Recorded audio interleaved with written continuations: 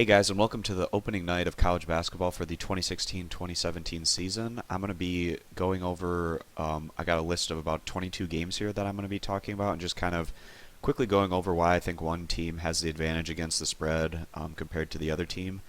I'm really excited to get this season started. As preparation for the year, I've read cover to cover this year's college basketball Blue Ribbon Yearbook, which is a tremendous source for anybody that's looking for extra information. It has pretty much information on every player for all 350 teams in college basketball, and stuff about the coaching staff and interviews with the coach and all that kind of stuff. And it also has how they think things are going to shake out in every conference, and top players in the conferences, and just a ton of information if you're looking to get that kind of stuff. And it really helps you when you're trying to figure out what teams you think might be a little bit undervalued, at least early on in the year before we start getting some more concrete results. So that's that, and I'm probably going to try to release these videos on a daily basis. If I ever miss a particular day, it'll probably be because there's just some situation where I absolutely cannot get to my desktop to film one of these recordings and upload it, but those shouldn't be too often. So, all right. So, if you want, you can get more college basketball pick content as well as picks across all the major U.S. sports over at stumpthespread.com, and you can get there by clicking this icon right here if you're on desktop, and also I'll put a link in the description. You can register a free account there to get all access to our daily free plays, and you can also register a premium account to get access to our top confidence plays, which are the bets that we really have the most confidence in and win at the highest clip. So our consistently best sport has always been college basketball, and I feel this is just because there's so many college basketball teams that it's hard for Vegas to get as good of a reading on each team in comparison to, say, a sport like the NFL or NBA, where there's around 30 teams. There's just way more information about professional teams than these college teams. So we just feel like college basketball is definitely where the best betting value tends to be. Also, there's usually 50 plus games on any given day that you can choose from, so it just gives you really a lot of opportunity to try to find areas where Vegas might not be quite as up to date on the true value of a particular team. So we're going to be jumping into this video here. I got about 22 games on my list here that I'm going to be talking about. And basically, the games that I'm more going to touch on are the ones that I've written matchup articles about, so I have a little bit more information than maybe some of the other games. But I also might touch on a few games that I haven't necessarily written the complete matchup analysis about, so I might not spend quite as much time on those particular matchups, but even still, I'm just going to try to get through these somewhat quickly just to make it so this video isn't too ridiculously long. So starting with this first game here, you have Evansville versus Louisville. Evansville was a pretty solid team last year, but they lose their two best players, who were two of the top players in the conference last year, and that's really going to have a negative effect on this team. And then you have Louisville, has a tremendous home court advantage, great coaching, and they have all of the athletic talent, and they also have some experience that's really going to help them push towards the upper tier of the ACC this year, even though Louisville did lose some of their key guys from last year's squad that had the postseason ban. This group should be probably just as good as that team, and definitely push for one of the higher seeds in the NCAA tournament. And behind a really strong home court advantage, even giving 18.5 points, we still feel like Louisville has the edge here, especially considering the fact that Evansville has lost quite a bit of their scoring potential. All right, so moving down to Georgia and Clemson. These are both teams that are picked to finish more in the mid-tier of their respective conferences. So Georgia, that'd be the SEC. Clemson, that'd be the ACC. Georgia has great head coaching, and they have quite a bit of veteran experience returning to their roster. So we expect Georgia to be more of a mid-tier SEC team that has the potential to perhaps jump a little bit up into the higher tier, but even then the SEC overall isn't as deep or talented as the ACC, so it's going to be more feasible for Georgia to make a move up their league than it is going to be for Clemson. Clemson actually played pretty solidly last year in a year that people thought the team might struggle a bit, considering the fact that they had to play their home games away from home given the renovations that were going on. But now that Clemson can get back to their actual home court, that should really help this group. And they return one of the best players in the ACC with Blossom Game. He's a guy he's just really athletic and really talented. He's really been able to develop his game at Clemson over the last few seasons there. So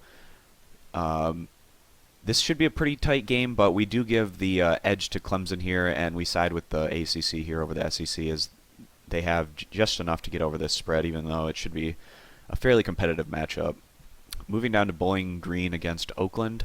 So last night, this was one of the few spreads that came out. There was about 5 or 6 games for some reason that came out last night, and I saw this at -4.5, and I was thinking to myself, I love Oakland at that particular spread, but as you can see, this has jumped up to -10 this afternoon. So a little disappointed with that. Probably not going to take this as a premium bet as a result of that. But you have an Oakland squad that loses Kay Felder, who was a tremendous player that just put up. He was one of the leading scorers in college basketball last year.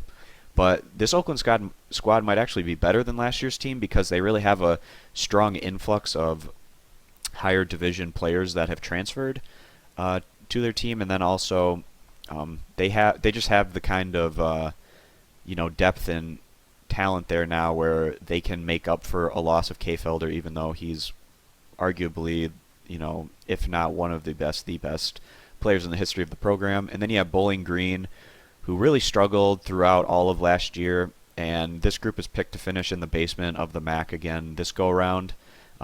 Maybe even not even being as competitive as they were at times a year ago.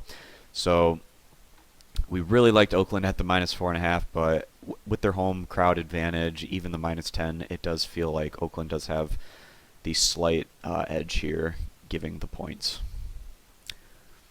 All right, moving down to Louisiana Tech against South Carolina. So as most people will remember last year, South Carolina, they were the last team in college basketball to be undefeated.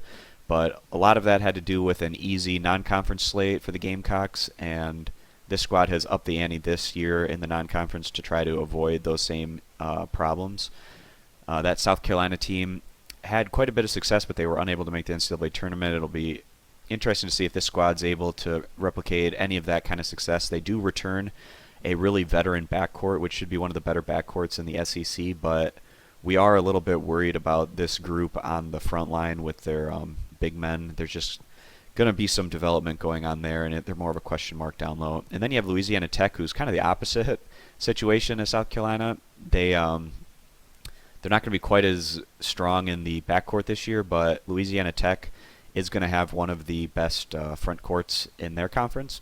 So Louisiana Tech should finish in the upper tier of Conference USA this year based on the strength of their front line. And then you have South Carolina, who's probably going to be more of a mid-tier team in the SEC, given the quality of their backcourt. And this is going to be a situation where you have a solid backcourt going against a pretty solid front court.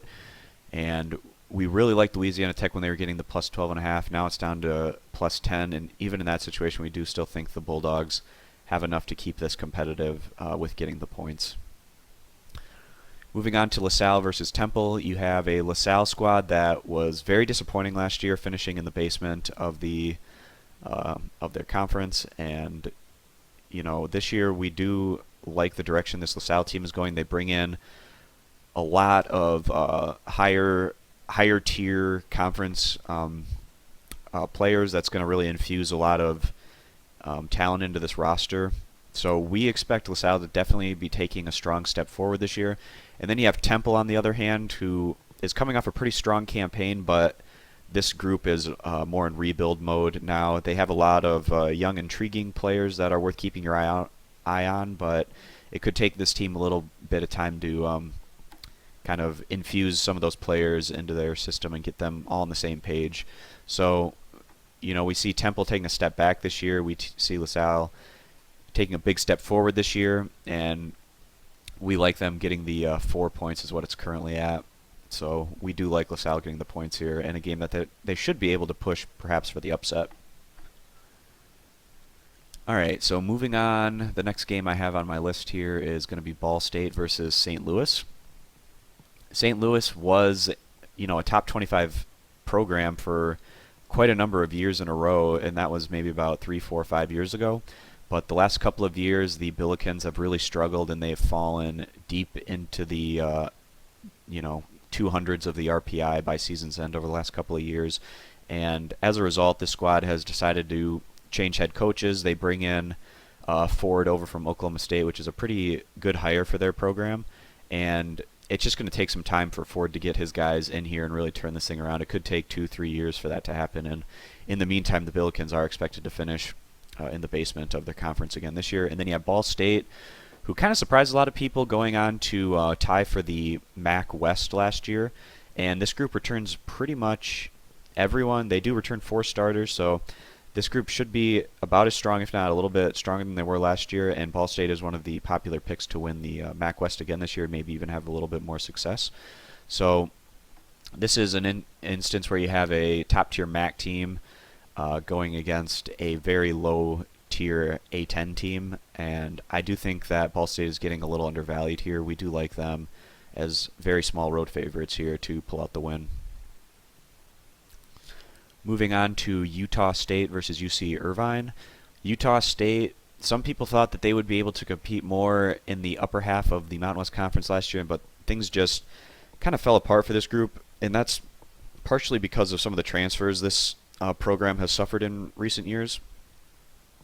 And this team does return a number of veteran players that should be able to maybe improve off of the disappointments of last year.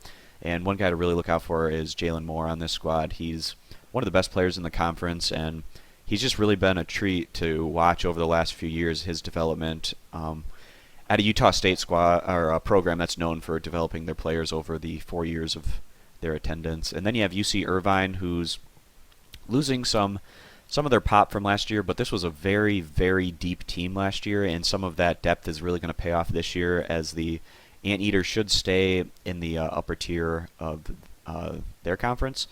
And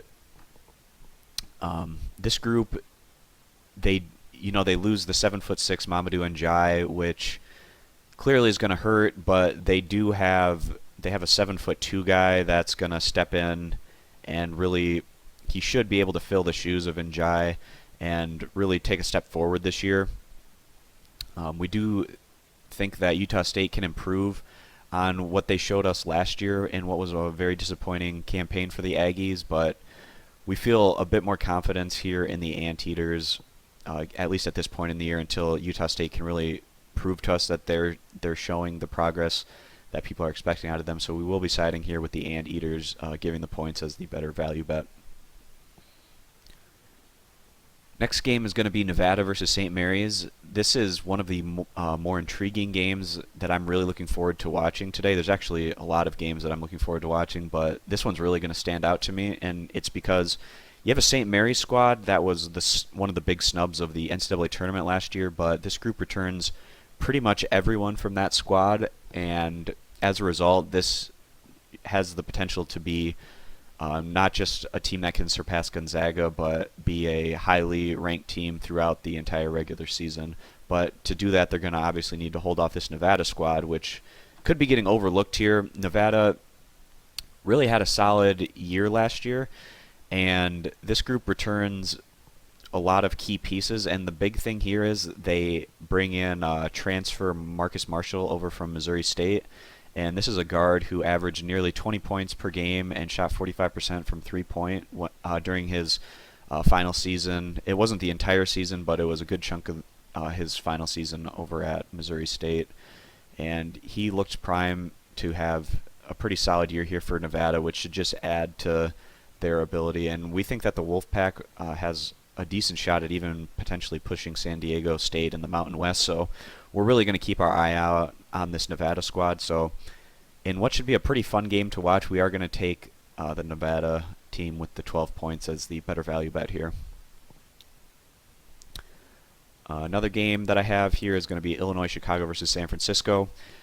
UIC was one of the weakest teams in college basketball last year in Division I, but this is a team that might make the biggest leap up in the RPI of any team.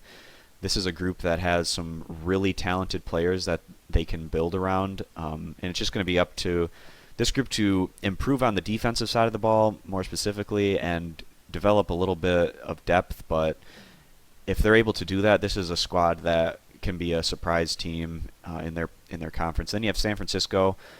They're not coming off the greatest year by any means. You can already see this spread has gone from -4 to -3, and that's because obviously people that know that this Illinois-Chicago team is much improved is betting this down already early on. So even getting the +3, we still like the Flames here with the points as the better value bet. Harvard-Stanford, you have a Harvard team that is going to compete highly in the Ivy League. Princeton, we do value them a little bit more though than this Harvard squad, but Harvard will have a puncher's chance at getting the Ivy League's automatic bid. And then you have a Stanford squad that made a change at the head coaching position, and their new head coach is very happy with the fact that a lot of veteran experience returns to this roster. And Stanford was unable to come through in a lot of their close games last year, and if they're just able to get over that hump a little bit with this veteran roster, this could be a team that potentially either stays on the bubble of the NCAA tournament or pushes their way into the big dance. So we do think this Stanford squad can be better than some of their preseason prognostications, but we see that this is already getting bet up a little bit, but we still think that Stanford with the -4.5 is the better play here. Vanderbilt and Marquette, you have a Vanderbilt squad that was one of the biggest disappointments last year in college basketball. And as a result, they've decided to go in a different direction at their head coaching position, bringing in Bryce Drew over from Valparaiso, where he had a lot of success in recent years. And then you have a Marquette squad who continues their rebuilding efforts. Even though they lose Ellenson to the NBA, this is still a squad that returns pretty much everyone else to a group that's very veteran in their experience level. And also, this is a Marquette squad that should be really solid on the defensive side of the ball. And if they can show even some improvement on the offensive side of the ball, this is another team that might be able to move their way up a little bit over in the Big East and perhaps maybe even crack the NCAA tournament. We think this is going to be a very competitive game, but we do like Marquette getting the points here. You can see the spreads move down a little bit since we're at open, but we still like Marquette with the points. Now, this is a game that is going to be interesting on even more levels now in the Michigan State versus Arizona matchup, because Michigan State, they have some injury concerns obviously coming into the year, but people knew about that well in advance. Arizona, we have a situation with Alonzo Trier where he might not even play for Arizona this year, which is really surprising. So I wrote about this game last night because this was one of the first spreads that came out, and I actually kind of liked Arizona getting the points. Mostly because I was a big fan of what I saw out of Alonzo Trier last year and thought he was going to be able to take a big step forward this year, but that's at least initially not appearing to be the case. So given that information, this is a very young Arizona squad. They lose a number of key players from last year, especially in their front court. So Michigan State losing Schilling, their big guy, to an injury won't hurt them quite as much in this matchup as it might have otherwise. So Michigan State brings in the best freshman class that Izzo's ever had, and it's going to be really interesting to see how these guys work their way in. You know, Izzo is always a guy that he values experience, maybe more than some other coaches that bring in high caliber recruits, but it's just going to be interesting to see what he does with the kind of talent that he's been able to bring in there. But we do like Michigan State now as slight favorites here to cover this small spread. Then another big time matchup here, we have Indiana versus Kansas. Indiana, they were pretty disappointing last year in the non-conference, but the Hoosiers really gained a ton of momentum and confidence in the Big Ten, going on to win the Big Ten regular season title on their way into the Big Dance, and I believe they finished last year in the Sweet 16. And then you have a Kansas squad that returns a lot of veteran experience from last year's team, and this is also a group that's going to be relying on talented freshmen to really take them to that next level. I also believe Kansas went on to lose in the Elite Eight last year. That's where they finished off. But we do have more confidence in what we see out of this Kansas roster from top to bottom, and we think the losses of guys like Yogi Ferrell and Troy Williams is really going to be tough for Indiana to overcome, at least out of the gate, even though they do have another talented veteran backcourt guy in Blackman. But we do think that Kansas has the edge here, and we like them to pull this out and cover this moderate spread here.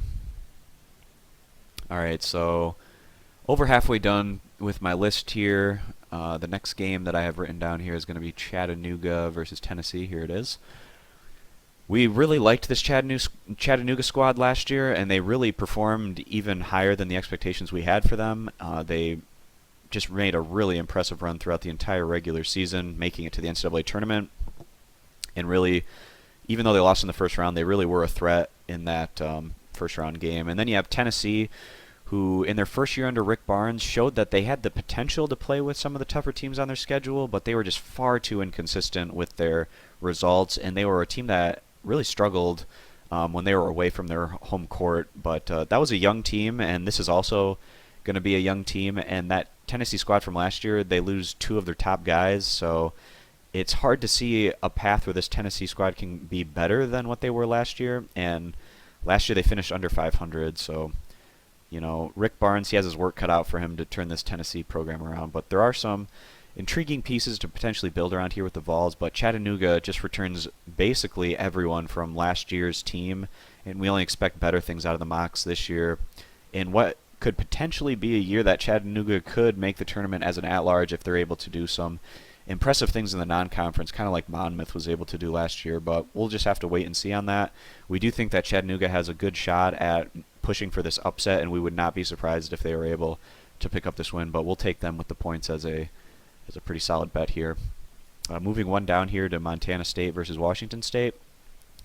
Montana State is expected to be a mid-tier team this year in their respective conference, and then you have Washington State, who's again picked to finish in the basement of the Pac-12, but we actually think that Washington State could improve slightly on this standing, just given the fact that they return a lot of veteran experience, and getting the home court advantage here from a team that might be a little bit undervalued here at the start of the year. We do like them giving the 8.5 points here as a pretty solid bet.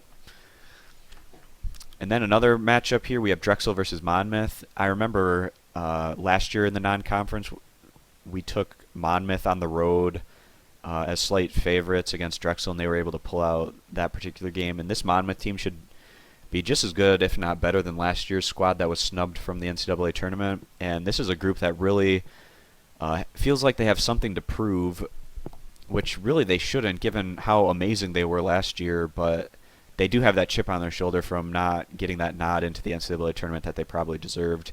And then you have a Drexel squad that's going to be in the basement of their conference again this year, and a team that's probably not even going to be able to improve on the very poor results they had a year ago. So we like Monmouth to come out and make a statement here right at the beginning of the year as they go on to win and cover this spread. But watch this spread. If it gets any higher than this, we'd probably hold off more. But even at 16.5, we will be cautiously siding here with Monmouth as the better value bet. All right, so Fordham and East Tennessee State. East Tennessee State's another one of those Southern Conference teams that we really like. And coming into the year, you can already see that this spread has been moved up from -2.5 to -4.5. This is an East Tennessee State squad that found a lot of success last year. I think they ended up winning about 24 games, and they return a good amount of talent, and they bring in some solid transfer guys, which should add an immediate impact to this team. And this is a group that should be able to seriously compete with Chattanooga for the conference title down there in the Southern. And then you have a Fordham squad they actually probably performed a little bit better than people were expecting last year, but this is a group that doesn't return a whole lot of talent and it is expected to take a step back in their respective conference. And we do think this East Tennessee State squad can even take a pretty big step forward even from where they were last year, and we think that giving the 4.5 points here that they are the better bet.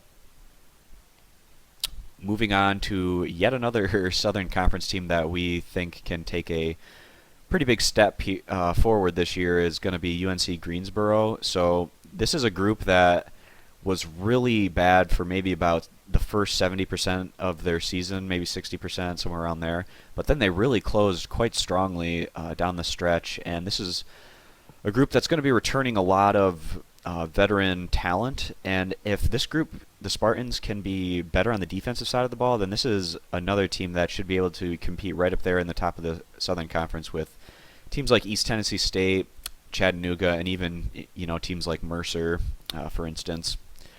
And then you have a Virginia team that's obviously losing just a ton of talent. Guys like Malcolm Brogdon, Gill, Toby, Nolte, they've all moved on.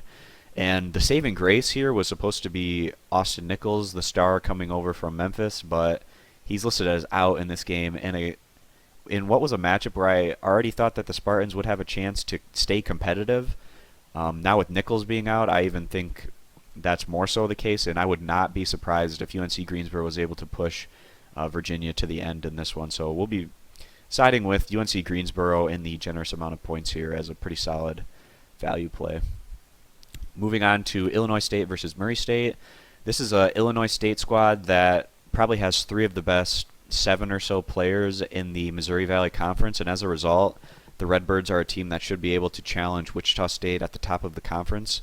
And then you also have a Wichita State squad that's supposed to take a step back this year. So this is definitely a year that Illinois State could be able to push right at the top of the conference. And then you have a Murray State squad that's always a consistent performer over there in the Ohio Valley, even though the Racers did kind of take a step back last year, not being quite as impressive. Murray State does have a really good home court advantage, which will help them stay right at the top of the OVC this year. This one opened with Illinois State being slightly favored, but it's moved down to a pick'em, and with that being the case, we really do think the Redbirds have pretty solid betting value here, straight up, especially given what people are expecting out of this group this year. This is really a prove your worth kind of game here for the Redbirds, and we think that they'll be able to come through and do that. All right, I just have a couple more games here that I want to touch on. The first one being Southeast Missouri State against Illinois. So I usually try to stay away from these big spreads, taking the favorites, but I do think this Illinois squad can be better than people are expecting this year, especially if they can stay healthy. You have Malcolm Hill is one of the best players in the Big Ten, and also they returned some guys that were dealing with some injuries last year that should really bolster this team. So we're going to be keeping our eye out, especially early on in the year, on the Illini and to see what they can do. And against a opponent that they really should be able to overmatch on their home court, we do think that Illinois, giving the points, is still the decent value bet here in a game that they should be able to win fairly convincingly. And then the last game that I want to touch on here before I finish up this video is going to be Montana versus Southern Cal. You have a Montana squad that's been a consistent performer in their conference, and they should be right at in the upper tier of the conference again this year, even though that there are actually quite a few teams that should be able to challenge the Grizzlies in what should be a more competitive year for them in their respective conference. And then you have Southern Cal, who we really liked to take a step forward last year after being pretty much a basement dweller in the Pac-12 in a number of recent years, but Southern Cal was able to do that, and we didn't even necessarily thought they were going to be able to make the NCAA tournament last year, even though we did expect them to show solid strides in improvement. But USC was able to make the big dance, and they went on, I believe, to lose in the first round, and was a really one of those buzzer beater type games. But Southern Cal does lose 2 of their best players with Jacobs and Jovanovic moving on, but this is still a team that it was very deep last year, and they really spread the ball around to a number of guys. I think they had something crazy like 6 guys averaging in double figures last year, which is pretty absurd. But they do return enough guys where they can still be a significant factor in the Pac-12 and maybe push for yet another berth into the NCAA tournament. And then you have a Montana squad that loses their star player from last year in Brunig, so they're going to have to try to figure out life without him and see how that goes. But this is still a Montana squad that should be pretty decent in their conference. But going here on the road against Southern Cal, we don't think that Montana's going to have enough offensive firepower to keep up with this high-powered Southern Cal attack, so we do like the Trojans to cover this 12-point spread as a decent value bet. Alright guys, so that's pretty much going to do it for our matchup analysis on those 22 games for the opening day of college basketball. We're really excited to get things started, and it's just going to be really interesting to see how some of these teams perform based on what their expectations are coming into the year. So again, if you're interested, you can head over to stumpthespread.com, and over there you can get our daily free college basketball plays, or you can also upgrade to a premium pick package to get all of our college basketball plays and write-ups that are going to be our higher confidence bets. I know that over the last 5 years we've gained over 100 units each season or right around, I think last year we were right around 100 units, but in college basketball, and it's just been our consistently most profitable performing sport, and we're really excited to get things going again this year. But you can also get our college football plays. We also do the NBA, NFL, NHL, and I believe those are all the sports that are in season right now. So you can head over there by clicking this link if you're on desktop, or I'll also be linking Stump the Spread in the description of this video if you want to click that to head on over there. And also, I'd be really appreciative if you click the subscribe button. That really helps me out, and it'll give you notifications of when we are releasing these videos. And that pretty much does it for this video. So thanks guys for watching, and I'll see you tomorrow with another college basketball pick video. Thanks for watching, and see you then. Bye.